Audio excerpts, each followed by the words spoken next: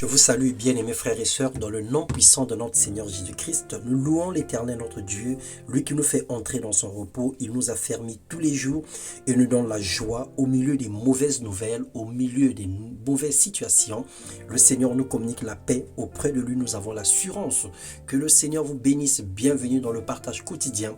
Aujourd'hui, nous allons encore partager la parole de Dieu. Le thème de notre podcast de ce matin: le plus fort doit supporter le plus faible, et la paix et non la guerre.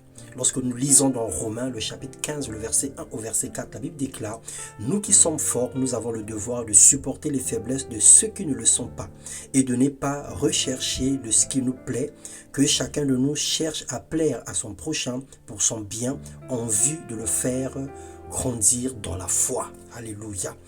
À tort ou à raison, c'est une réalité. Les bousculades, les mésententes, les difficultés, les situations, les incompréhensions sont toujours constatées dans les familles, dans les églises, dans le milieu professionnel, partout ailleurs. Alors, pour éviter les conflits et sauvegarder la paix, malgré la situation qui peut y arriver, nous devons rechercher et nous devons supporter les faiblesses des uns et des autres. Le plus fort n'est pas l'homme. La plus forte n'est pas la femme, le plus fort n'est pas le grand frère, ou la plus forte n'est pas la petite sœur. Le plus fort n'est pas le jeune, le plus fort n'est pas le vieux, mais plutôt celui ou celle qui a une petite tête et un gros cœur. Celui qui est humble et qui aime plus qu'il ne calcule. Celui ou celle que le Seigneur a accordé cette grâce de comprendre, de calmer la fureur par la douceur de ses paroles. C'est cette personne qui est forte. La force dont il est question ici ne s'agit pas de la taille, de la masse musculaire. Il ne s'agit pas du nombre de newtons ou des capacités physiques que nous pouvons avoir.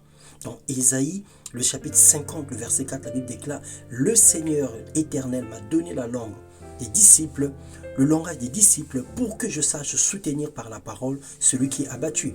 Il réveille, oui, matin après matin, il réveille mon oreille pour que j'écoute, comme le font des disciples. L'Éternel Dieu donne un avertissement aux faiseurs de troubles, aux méchants qui divisent, qui rapportent des faux témoignages pour agiter et séparer les frères, les calomniateurs et les médisants.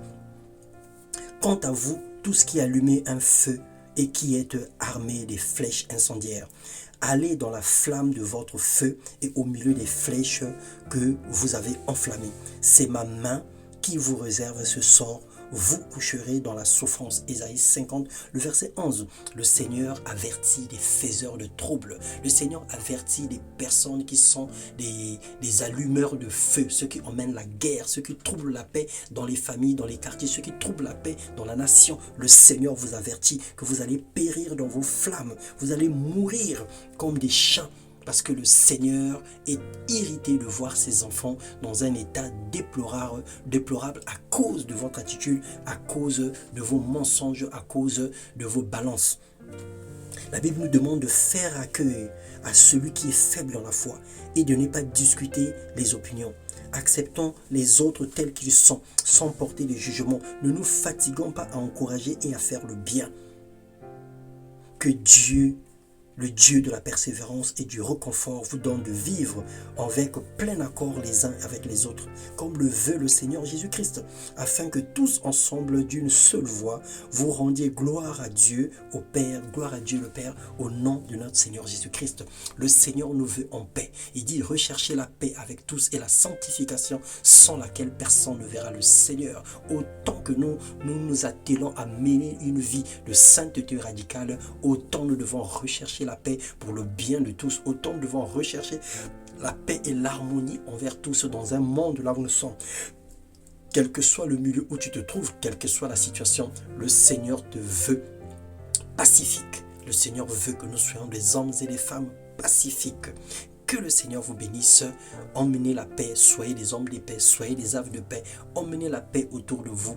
Faites tous vos efforts pour annuler et détruire des situations qui peuvent porter un jour à une guerre ou qui peuvent porter un jour à des confusions, à des divisions, sachant que la division, la haine, toutes ces choses n'emmènent que la pauvreté, n'emmènent que la disette et les malédictions autour des familles. Que le Seigneur vous bénisse dans le nom de Jésus-Christ. Amen.